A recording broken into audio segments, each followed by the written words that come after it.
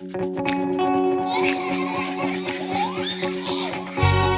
Prime, yes, Indie Prime on Indie Live Radio. Indie Prime, yes, Indie Prime on Indie Live Radio. Well, this is the first Indie Pram podcast, and I'm delighted that my first guest is also my local MSP. So I'd like to give a warm welcome to Gil Paterson, and thanks very much indeed for being the first guest on the Indie Pram podcast. Well, I'm really pleased to be here. A bit traumatic being the first one, so I'll need to be careful how I do this and make sure I don't make a fool of you or me. It's a learning curve all round. Absolutely, yeah.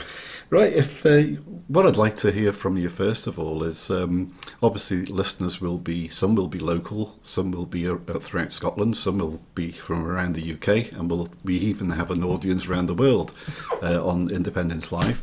So would you like to sort of give some details of the constituency that you represent, some of the plus points, some of the negative points, the challenges and aspirations? Well, it's a constituency of two parts, I would say would be the best way to describe it. I represent, it's called Clydebank and Milngavie, and that's a misnomer because there's a big chunk of an area called Bearsden in it. So already you kind of set people aside and disregard them because they're not in the title. But there's another factor in that. The constituency, one part of it, is very well heeled. It's peopled by people from universities, academics, lawyers, and doctors, and a whole range of people who really, at a level, make things happen in a professional sense. Another part of the constituency, then, it's challenged. It was probably the engineering capital of certainly the United Kingdom at one time, perhaps even the world in terms of marine engineering, battleships, warships, and that's Clydebank. And in the Thatcher years, it was decimated. And the aftermath of that still lives on, although it's a very, very proud, just like Bearsden Milngavie. I'm very fortunate that my whole constituency is peopled by those who are happy where they are and want to make a contribution. So it's I could maybe describe it as well-heeled as against folk that have difficulty with a heel at all. Yeah, because I could remember Clydebank when there was the Singer sewing machine factory, and also down at Great Western Road there was the Goodyear plant, and the shipbuilding was there, but it was on the decline then. But the difference now, how do you look at the difference now and going forward for the constituency? Well, if we can focus on, I know Clydebank really, really well. People in Clydebank are called bankies, and I'm not a bankie. Mm-hmm. But I know Clydebank extremely well because everything that's ever happened to Clydebank has happened to where I'm from, Springburn, another area that's got a terrific engineering heritage. And some of the things that were manufactured and engineered and invented there are phenomenal. But everything that's happened to Clydebank has happened to Springburn. Mm-hmm. And its circumstances are so alike. The only thing that happened to Clydebank that didn't happen to Springburn was it was bombed during the war, and almost every property, bar a handful, and I'm not exaggerating, by a handful, was either damaged partially or bombed entirely. Yeah. So that's the difference. But the circumstances between the two communities are the exact same. Yeah. And again, there's a pride in what had happened in the past. That lives on right throughout the whole community in Clydebank. its heritage is ingrained in the population. I think that there's a belief in them that things can come good, and of course we're trying to do that. We've got, for instance, the world-renowned hospital for research and treatment for heart disease, the Jubilee, Golden Jubilee Hospital. Yep. And people there, the people that are in there, come from all over the world to come there to practice. Some of the top people with their expertise and still learning make their way there to practice. Why do they practice? Because unfortunately, west of Scotland, we've got the worst heart disease record in Europe. Mm-hmm. And so that's the worst thing. The good thing is it attracts people because some of the research that's done there is quite phenomenal. Yep. And the difference that has made to the general population in Scotland and further afield is quite remarkable, and it continues at a pace. So that's a wonderful thing that happens right now that gives the people in Clydebank. The strange thing is, many of the people working there providing that service lives in the other part of my constituency. So the connection is quite remarkable. So yeah, it's got its potential. I think there's a long term. There's an article published or produced research by a good friend of mine, former MSP, who had done quite a bit of research on the prospects of a large oil field being just offshore from Clydebank.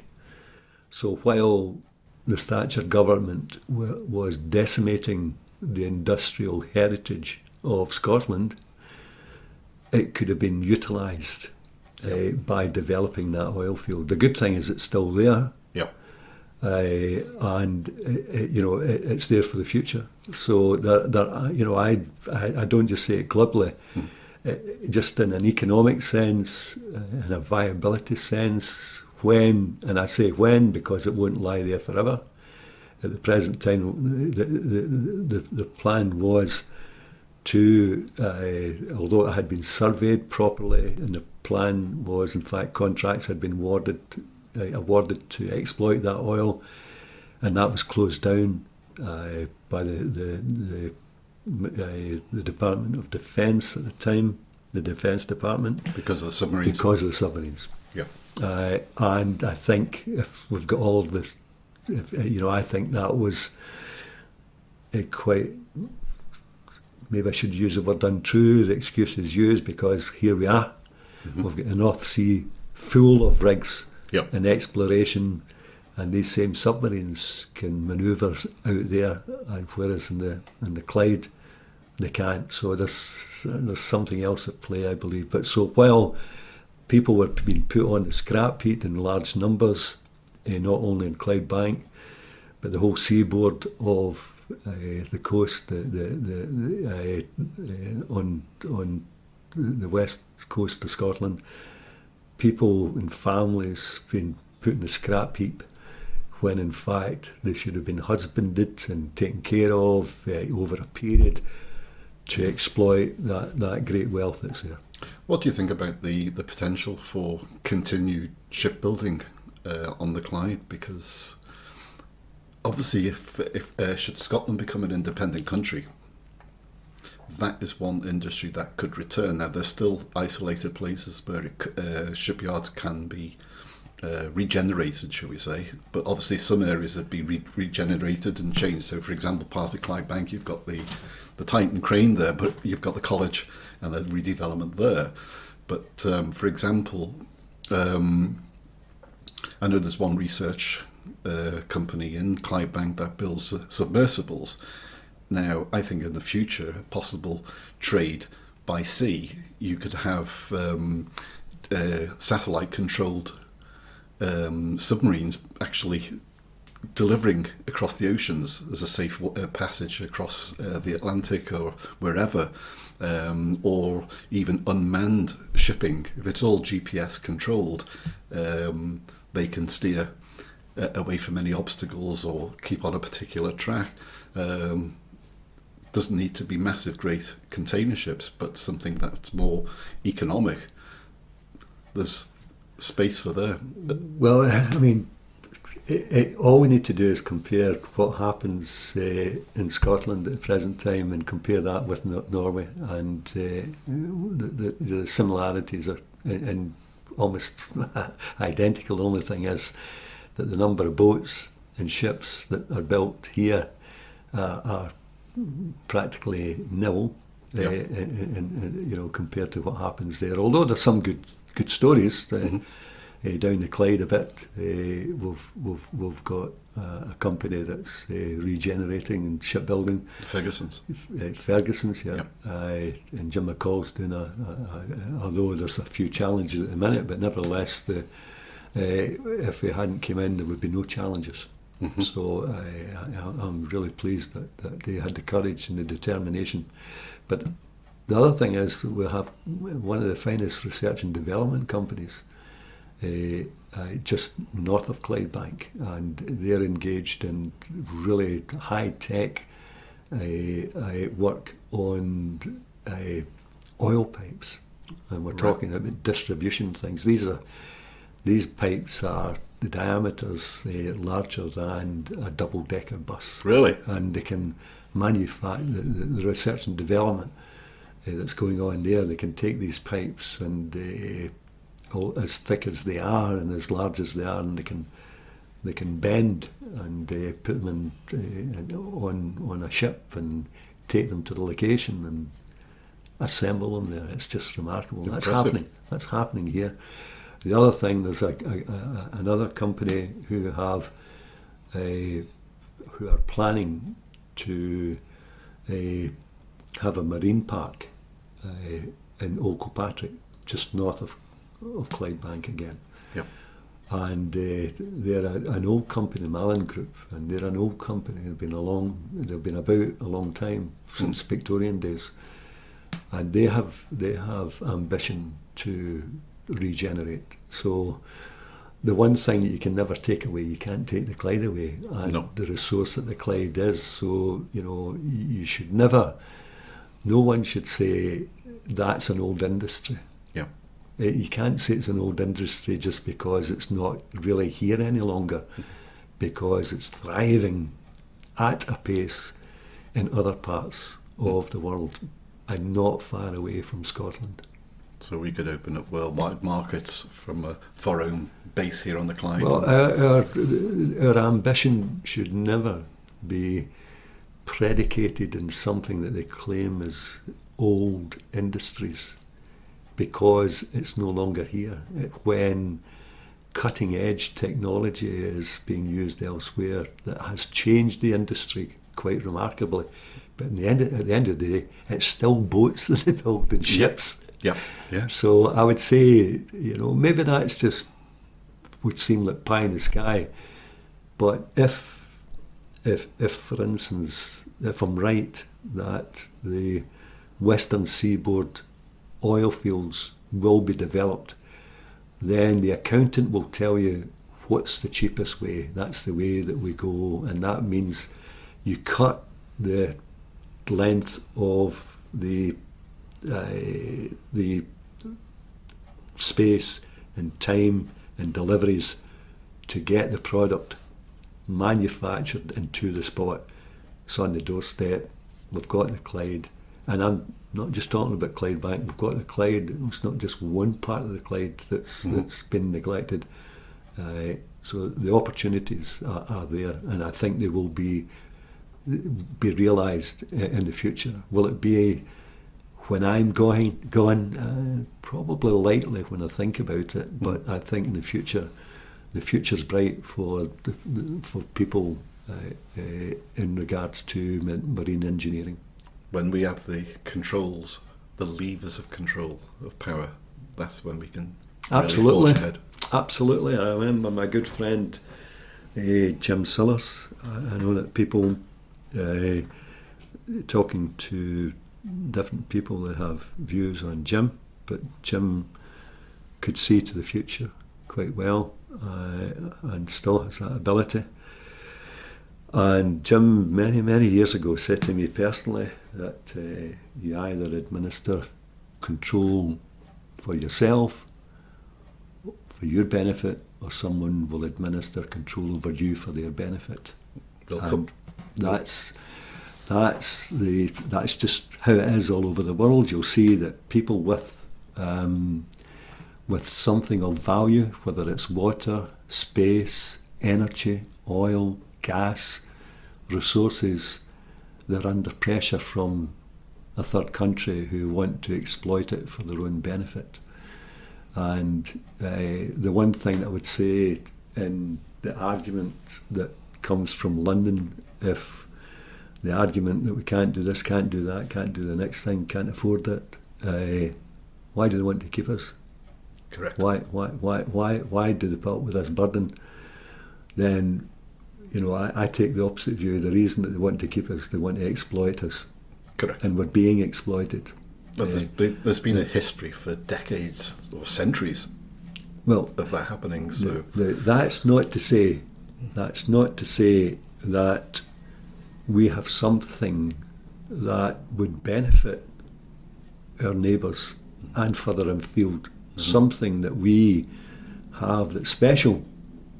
We're in a special place in regards to energy, not just oil, energy. Yeah. Period.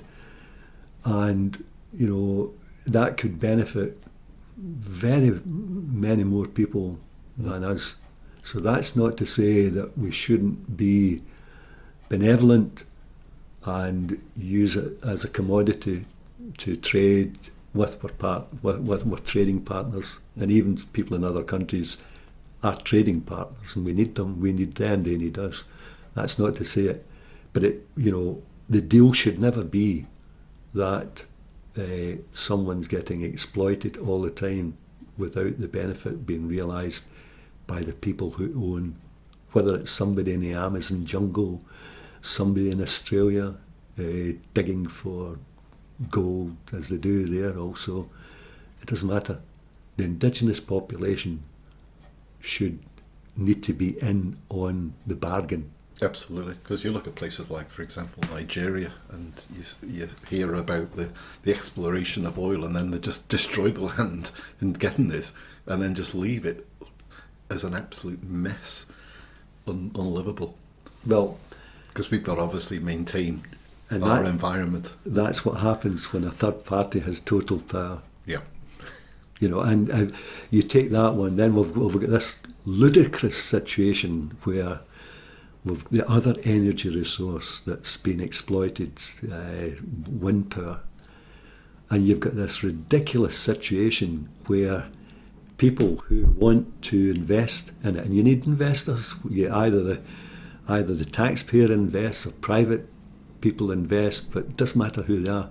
So if you invest in renewable energy here in Scotland at the present time, you pay a premium. Yeah. We pay a price to utilise and get that shipped. Yeah. And the people that are using it, they get a bonus. Uh-huh. So this commodity that's so needed for the environment, so beneficial to the environment, the producers of it are being penalised. Yep. Because the people who have control over us in Scotland are the people who have set up a system where their own power providers actually get a bonus back. Yep. Yep. They actually are paid to put power into the grid there. Yeah, and when we put it on, I've seen that where down south you can get a bonus, whereas up here you get charged. So how does that encourage people to set up in the place that's recognised, the best place in Europe, to harvest renewable energy? Why would they want to pay a penalty for doing it when they can get a bonus somewhere else? Yeah. And that, coming back to your question, that's because people have power over us.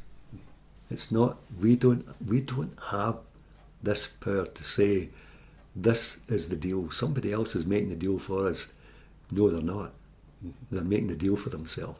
That's got to change. That's what independence gets you. When do you feel, or how do you feel, the country is moving in people realising that? Because a lot of people who are, should we say, politically active or politically interested have seen it for years. And it's to get that message across that things are so unfair for Scotland right now. Well, listen, and has been for years. yeah, you raise a very, very important question in the position that Scotland finds itself in right now, and the Yes movement. So here we are. During the 2014 campaign, we convinced so many people about why independence would be good for them and their families. And people took that on board. The problem is we didn't get enough people. So that we're in a situation where the people that will take Scotland to independence are actually people, if you like, who voted no the last time. Not the folk that voted yes. That sounds a bit strange, because there's not enough of us who voted yes. So why was that? I remember campaigning, particularly in Bearsden and Milngavie, in the constituency, the part of the constituency I described earlier on, affluent.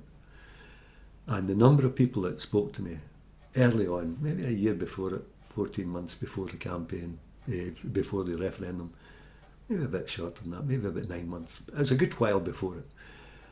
And the number of people who said they were voting no, who had also told me they thought that they would like if Scotland was independent. And then the classics came. The classic, why they would, you know, I never left a single door. I can assure you, never left a single door without shaking folks' hands. And I left the door by saying, well, whatever you think's best for you and your family, that's what you should vote for. And I really believe that, because guess what? That's why I campaign. At my age, I don't think I'll get any benefit from it, except my head, this little brain of mine is going to feel good, and my heart will feel good. We do it for our children and our grandchildren. Yeah, I've got an 18-year-old daughter, and I've got grandchildren. So the driver is them. So if somebody else has grandchildren, a daughter at 18, and they think the best thing for them, they're on my side in so many ways. So I need to find ways to reach them, to let them see what the prospects are. One of the key things that I found was that so many folk that I spoke to that would like independence, one of the classic was being part of Europe. And they thought, whether it was true or otherwise in this argument is irrelevant, they thought that we wouldn't be in Europe. Now that ghost has been driven away. Yep. Brexit has driven that question away. And the people who were saying it are the very people, Scotland and Union for instance, who are peddling the myths again. But there's now a constituency of people that I know who think they would like independence, who thought that we would be out of Europe so that their children, because many of them had people that worked in Brussels, Paris, London, New York. It's unreal how many folks, and they were concerned for their family, just as I'm concerned for my family. And I think, like I said earlier on, to help my family is for me, collectively along the others, to have the power to make the change. Presently I don't. But these other folk, these other no folk, had good reason in their own mind. So we need to reach out to them. And, you know, I think at the present time would be the wrong time for the independence referendum. I think it's possible if we had independence referendum, we might win right now. Mm-hmm. However, So why not? why not? Why not go for it? Why not? Because I think for the people that we need for the victory, I'm going to say something to an Englishman. I don't want to talk about something that might kind of, as if I'm throwing something in your face. Right. It's just a fact, it's history. So there's a part about Bannockburn where the Scottish army was outnumbered quite considerably. And there was a time when things were changing. The Scottish battle was on the offensive and things were on the cusp. And the people called the little people were the ordinary people, decided we're getting involved. And they got involved. And it's said that that's what changed, that's what took it from a possibility and created the victory. Mm-hmm. So our little people, in my view, are the people who were no the last time. They're our little people, our ordinary people. Not like you and me. We live and thrive and we talk and we think. We're not normal people. Everybody else out there are normal. We're abnormal because we just live politics. Yep. I live politics. Ordinary people don't. So the little people, the ordinary people, have got to have good reason. And I think they've got good reason, but it must be by people here in Scotland, politicians in Scotland, no matter the party, to get the very best Brexit we can get. The very best one. Yep. Because that's what the people want us to do. And once Brexit has been, when we see what the package is, don't ask me, for goodness sake, what do I think it is, because I don't know. And any politician that tells you that they know, Yep. they're just telling lies. Yeah. They're telling porcupines. A politician shouldn't use the word lies. Porcupines. So Yep. when we see what that package is, that's the time. When we know what that is, because then it'll give the people that I'm talking about, the people who would like independence, think there's something there that they think that they would want, but it would be a successful model. We need to know what Brexit is and put that against our vision for Scotland, against the new vision for Scotland, the Brexit vision for Scotland. I think, knowing what I know now, and the things that have been told to us, for instance, before I just tell you what that is, for instance, I witnessed on the web a man in Scotland in Union. I witnessed him saying about the currency, that the idea of having a uniform currency between Scotland and England after independence could not happen. And yet, 10 days or so ago, that man is on the internet saying that, and he had said at that time, I should say, the very best option for Scotland was a currency of your own. Yep. And this man, this economic genius, an economist he claims to be, has just came out and said the exact opposite, and said that a currency of your own is the wrong way to go. Thanks. So he either told a lie then, or he tells a lie now. So there's a whole group of people now, will understand that what was being told to them, at least that's one lie that we can prove, Yep. was just completely a lie. So back to your original question, when we can measure what's on offer, and we can put forward our vision about what Scotland is, not what it can become, what it is right now, and with the power that we've got, or we'll have, what we can do, I have no doubt in my mind it'll be independence. It'll be That's the time for the referendum.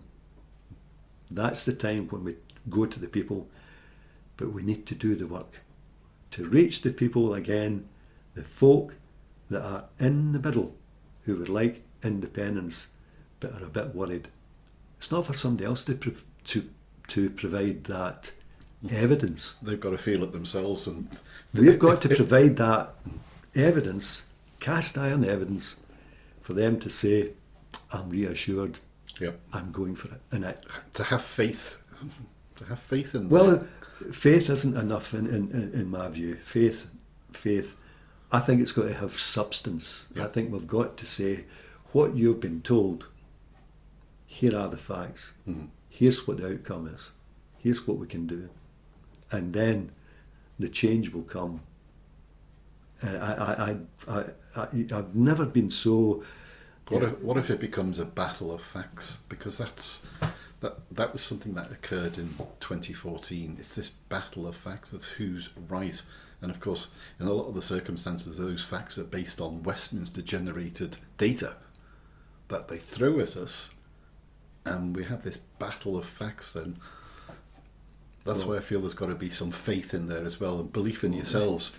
Well, obviously, I mean, well, actually, you must have any group of people or individuals got to have faith in their own. I've got total faith in myself, and total faith that Scotland, when independent, will thrive. Why do I do that? Where's the evidence? If you look, We know our resources. we look at models elsewhere in the world who have, they don't even have a patch of the resources that we've got. Yeah. And Similar populations, but nothing near what our resources are like. all these things are the evidence, Yeah. and it's how to tune in. Now I'm going to be, if people are going to listen to me, I'm going to be listening. People are going to listen to me over the internet. For me, somebody at my age who have been, sold on the idea of Scottish independence, not all my life, but almost all my life, since I was 16 years of age. Yep. Former member of the Labour Party. Yep. Member of the Labour Party still believing in independence at that time. Practically unheard of. Yep. So, my belief in things. But the problem being that if you take the media, there's virtually no media in Scotland that's Scottish. Putting a title on Scottish, the Scottish this or the Scottish that, doesn't make it Scottish. That would say, if that is the case, Scotland Yard in the middle of London must be Scottish. It's not like that. Putting a name on something. Yeah. So you've got the media who are very clever at missing out key parts of it or misrepresenting it, including the BBC, I'm afraid. Yep. And the good thing about it is, for me, if people complain about the BBC exposing themselves, I think it's brilliant, because at long last, not just me who have been questioning about the way the BBC handle themselves, who are they there for? They're certainly not here for the people of Scotland, they're here for the people in London. Yeah. Right, that's their job. So when you recognise that, you know what you're up against. Okay. And the BBC exposed themselves so much over the last few weeks, although you and I know, Ray, because we spoke about it before, about the performance of the BBC during the referendum. But a few weeks ago they exposed themselves so badly that folk, again, we are... Do you mean in the cutting off of the speakers at Westminster? No, No. that's just one incident about inviting someone onto a programme Oh, right. and cutting off the answers that person, in answer to the questions that were quite fundamental, Yep. and been caught out that they were inviting folk onto programmes. Mm-hmm. In other words, stuffing the audience. Yeah. Okay. And people talk. That's a great thing, because now that so many, not the whole population, it's not everybody in Scotland recognises that, but I can tell you this for sure, because they've spoken to me. People have come up and said, I couldn't believe that about the BBC. Yeah. So it's not that the BBC are going to change in my view, but at least folk will go, oh, wait a wee minute. is that actually fact? Yeah, yeah.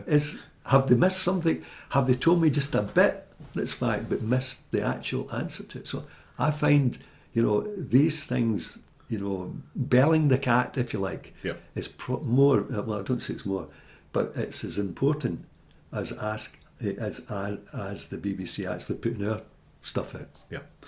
For me, a massive learning curve was the book by G.A. Ponsonby, London Calling, because that encapsulated in one book a number of years of the type of reporting, whether it BBC or Sky, but in that case it was mainly the BBC, but you suddenly became aware of what they were doing and how they were reporting. But that would have gone on over the heads of a lot of people. Now, because of even the usually non-independent favoured press is highlighting these stories, people are becoming aware, and it's not just television. Because I'll give you an example. A few weeks ago, I was out in my car, and if you want to listen to PMQs in your car, it's Radio 4. And I was listening to PMQs, and Ian Black was just about to speak. Theresa May had done her points, and Jeremy Corbyn had his. And then suddenly, just when Ian Blackwood was about to speak, they went back to the studio. Oh, we've got some breaking news on an MP who's no longer going to be charged for electoral fraud. And they talked about it all the way through the time that Ian Blackwood was speaking, and then came back to the Parliament. I thought that was done on purpose. They did not need to go away to that broadcast at all.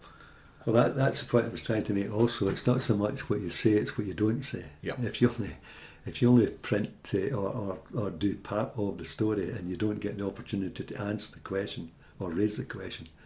Yeah. And as I say, the BBC, for me, have exposed themselves to a wider audience that are they kosher?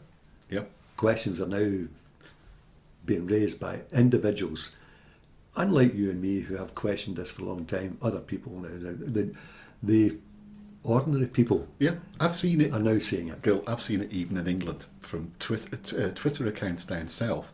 People who enjoy listening to Ian Blackwood and feel he's been a better opposition than Jeremy Corbyn, they're wanting to hear what he has to say. So when he gets cut off from broadcast on either Sky or BBC, they're noticing and complaining, hey, we want to listen to this guy, he's got some good points to make, he's holding the government to account. Yeah, well, there we are. I mean, it's things are, this is not 2014, because the other good thing is, for me to almost switch my phone on, I need somebody to help me. It's just because the technology, I'm being ridiculous, but modern technology, I love it. It's just unfortunate it doesn't love me because it's not kind to me because I don't know how to use it. But the thing is, with modern technology, all the things that were said in 2014, all those things that have been said, they're there. You don't need to do anything more than compare what they say now from what they said then. And fortunately, more, unlike me, I would love to learn more and more how to utilise the social media. But more and more and more and more people are being exposed to social media. And when they see things that are blatantly being reversed, like Alistair Darling, what he said and what he's saying now, when he was debating with Alex Salmon, and what he just said Absolutely. a couple of days ago, and contrast that with this economic guru that I was talking about earlier on. Contrast what he says then, what he says now. Contrast what they said about the oil, what they said then, and what's actually happening. It's going through Contrast. So day by day, a cat is belled. The only problem is there's a herd of cats, and there's a big herd that we're talking about to be belled. On that very point of actually of comparing, there was a report today regarding the Morningside and area of Edinburgh. Surveys have been going on regularly since 2014, and reports today is a substantial increase in yes supporting members of the public now than there was in 2014. Yeah, well, I that's the same phenomena that I think. I've never chapped a door in Morningside, so I don't know. But I suspect, and no more than suspect, that knowing Morningside, because I drive through it every day, that's the way I cut through Morningside to get to Parliament when I go to Parliament. So I know it in that regard and the kind of profile of it, and I would say it's not dissimilar to much of Baysden and Milngavie. Yeah. And I suspect that the same thing is happening there for the same reasons. And it's been articulated because of the work that's been done to go and engage and speak. So I suspect very much that the reason for the change isn't because the people in Morningside all of a sudden, or some people all of a sudden like us in some fashion. I think what's been dictated in Morningside, as has been dictated in Baysden and Milngavie and Clydebank, I've got to say. Although Clydebank, I'll come back to Clydebank. So I think it's the same phenomenon. I think it's the Brexit impact on the families of the people that live there, or a certain number. That's what I suspect is happening. Can't confirm that, or like to. It would then confirm what my experience is and what my thoughts are on my own patch. Same thing in Clydebank. Clydebank voted. Western Bantington voted yes. Clydebank voted yes by a higher number. Mm-hmm. Okay? But there's still a significant number of people in Clydebank who voted no. Yeah. And that means that people who are engaged like you and me, and the different parties, it's not just one party, it's all the folks involved should not think for a minute that they don't need to work hard in areas that were no, and if they think that they can then put a bigger campaign in to areas that predominantly voted no and think that will make the shift, no. I think the shift is equally, there's two areas I think. Yes areas, in my view, have got a better chance to get more yes voters out because they're up shoulders with people who have converted themselves, who have the knowledge. Why did I change? I think that's an area where we should work really hard in. And the other area is places where Brexit is affecting their wider families, and work has to be done there. Yeah. You mentioned you drive to work. Talking about your work for a moment. In relation to looking at independence, how do you feel that, my feeling is that the SNP and Green Scottish Government are working really hard for Scotland's good. And yet you look at the Labour, Lib Dem and Conservative opposition, they're not coming up with any ideas, they're only coming up with complaints. Do you feel that might have a bearing of people? Because what I'm thinking of here is the referendum was 5 years ago. So there's a lot of younger voters who are now will be able to vote. But you also think of the number of years that SNP have been in power at Holyrood. And a lot of people have only grown up and gone through their education and starting work knowing an SNP government, and all they can see from an opposition is a load of moaners. Yeah, unfortunately, I wouldn't. I mean, you might think this is strange, but I wouldn't blame the opposition in that regard because it's a kind of typical thing. It's the beast that it's quite typical in UK politics. One of the things that I would like to see changed in a way is that a get together, the way they do it in other countries, and they have a platform. I was talking to my good friend Ian Lawson, who used to be the Estonian honorary Consul General, and some people in the government, when it changed, the people that were politicians were asked to say by the opposition because it was so good. Because there's a kind of contract, if you like, between the people who want to do the best for their country to say, here are goals, here are directions, here's things we would like to achieve. Yep. So they all sign up to it. Yep. Unfortunately, it's tribal. Yep.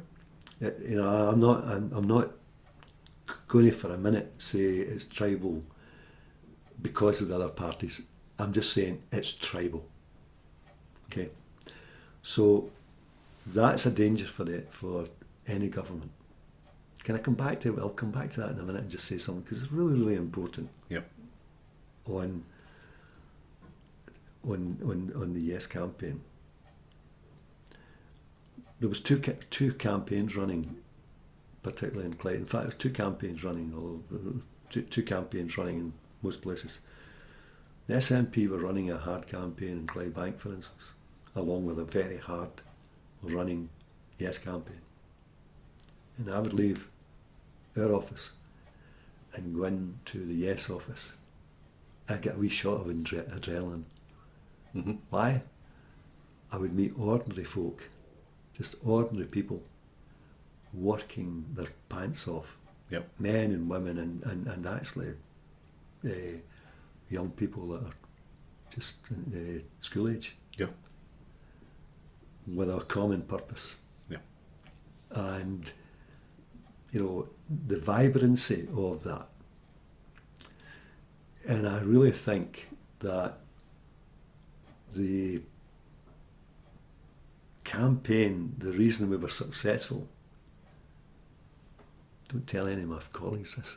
This is a secret between me and you. Okay, I'll switch this off. On you go. The real vibrancy came from the ground campaign. The campaign on the ground was just phenomenal. Yeah. The enthusiasm, the drive, the ideas. It complemented the political campaigns so much. Rubbing shoulders with these folk was just inspirational. Yeah. Yeah. Just because it was truthful. It was fresh. It was- People who are not used to politics, but they've got a desire. The energy. Yeah. The Yeah. energy Oh. attached to that. I was caught And- up in and it so myself. I I just caution all the political parties Yeah. in the Yes campaign to loosen the reins, build trust. Well, it's interesting to see actually that grassroots is actually being listened to. Okay, not everything that people would like to put forward is possible, but I was really interested a few weeks ago to hear that Mike Russell was meeting with his name's going to go now, Mark. It was a professor from Rennes who's basically got together and consulted on a constitution as an extra selling point that people could grasp onto what comes with independence is that we have our own constitution in Scotland. And I raised this point with Keith Brown the other day, and I was really pleased to say that hear that he's actually going to have a meeting with the same gentleman. His name evades me, which is so annoying. And he said, the reason why it's a sound principle is that there's a lot of people out there think if we vote for independence, we're only going to get an SNP government. No, we're not. We're going to have the potential for every single party, but parties fighting for Scotland's best interest. So there's always a room for someone with Labour ideas and progression there. Same for Tories, Lib Dems, Solidarity, Social. There's going to be room for everyone. Greens as well, of course. It's going to be our Parliament. That's what we're voting for. And so that's one of the good aspects of having a constitution, written constitution. So I agree with that, and I agree just for a whole host of reasons that, and Brexit proves it, the way that Westminster has behaved. They don't, they're changing the rules. yeah, because there's no constitution, no written. So it's whoever has the power, and it looks as if it's one woman has the power, and nothing, no checks and balances, and I want to be Scotland so that the people have the power and not an individual. So a written constitution, for me, is a must. Yeah. We must have that. Yeah.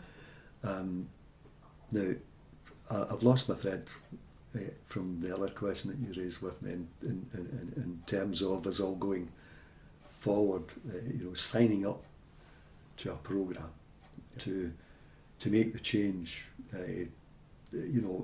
targets to make change, social change, environmental change, whatever the change is, to find a way to, in the new Scotland, because I don't think what's been shown that any lessons from Brexit has been learned from London. No. The kind of language that they use is the opposite from where I think a country should be, and how you can take, for the benefit of the majority, and I mean the vast majority, sign up to a programme, because if you can't come up with an idea and deliver it the next day, so you need to move towards that goal. Yeah. And so you might need to put investment in at the present time, and you won't see the benefit. So you might need to spend and spend and spend for a given number of years. Yeah. Maybe 2 years, 3 years, 4 years, maybe even 10 years. But you're getting to where you want to be because all the people are signed up, all the parties, if you like, are signed up to it.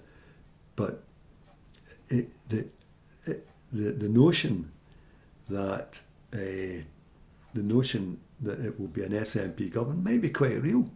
Mm-hmm. That's maybe how it will be for a while. Yeah. But the one thing again, But you look at the stability of what we've had, and great governance. No one's perfect, but there's been great governance the last 11, 12 years. Well, the thing is, this is for the government and for the SNP, if you like, and people like me, to, in a gentle way, remind people what the achievements have been. And if you look at a change of government in the Scottish Parliament, the prospect of losing, because some of the things that are in place now, the other parties have said they're against. Yeah. So if there's a coalition of the other parties coming in, the things we're benefiting from at the present time might be taken away. Yeah. Well, we know from history. The other big lesson from Brexit, whether you were in favour of Brexit or not, is irrelevant in this argument. Mm-hmm. The one thing that I've seen for all my reason for leaving the Labour Party and joining the SNP was where the focus was. Yeah. What the ambition was. Where is my ambition? Mm-hmm. What do I want? Where do I want to make change? The idea an MP would say to a meeting that I was at when we're talking about, I think it was housing, but it's a long time ago, might be wrong, I think it was housing talking about, and an MP said, you want to see Manchester, you want to see Liverpool. My argument is, my man or woman representing the Labour Party in Manchester and Liverpool should be doing their job and getting it sorted there. You shouldn't be saying to me, never mind you, what about them? Mm-hmm. We all should be trying to fix it. Yeah. So my ambition is for Scotland. And what Brexit proved, without a shadow of a doubt, because our aspirations here have been ignored and ignored and ignored. There has never been a single time where a Scottish priority has came above London's priority. Never, not once. No. If you can find one, tell me what it is. Can't find one. Because I don't know. So what Brexit proved is when 62% of a country, not of a county, not of a town, not of a region, a whole country that signed up to be partners, equal partners.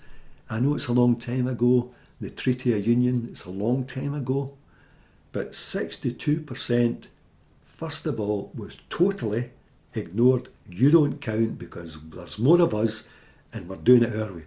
Number one. Then when it came to the negotiation and what was put before, where any change in Brexit, how it's going to benefit or have an ill effect on anybody, we want a say in that, and it's totally been utterly and completely ignored. The work that's been done by the Scottish Parliament, and there's been great unanimity in the Scottish Parliament in this regard, and the votes have taken, which I'm really pleased about. Get nearer the thing I want that we should be working to have a common goal. That I was talking about earlier on. But totally and utterly ignored by London. So for folk, whether they voted in favour or so, because today you might win out of that because you're a Brexiteer, tomorrow you'll lose. Because tomorrow it's something that's really important to you and your family. You're going to be ignored under this the way it is. And the only way we can change this, there's only one way to do it, is independence. That's only one way that's going to do it. Nothing else will change this. Absolutely. Well, Gil, thank you very much indeed for your contribution today. You put some fantastic points across. I'm sure everyone will have enjoyed listening to you. I hope so. So, and by the way, they know where I live. So, from Indie Pram on Indie Live Radio, thank you very much indeed, Gil. Great pleasure.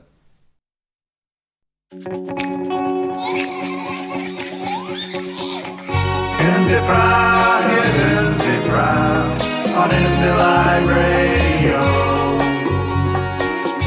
Indie Pram, yes, Indie Pram on Indie Live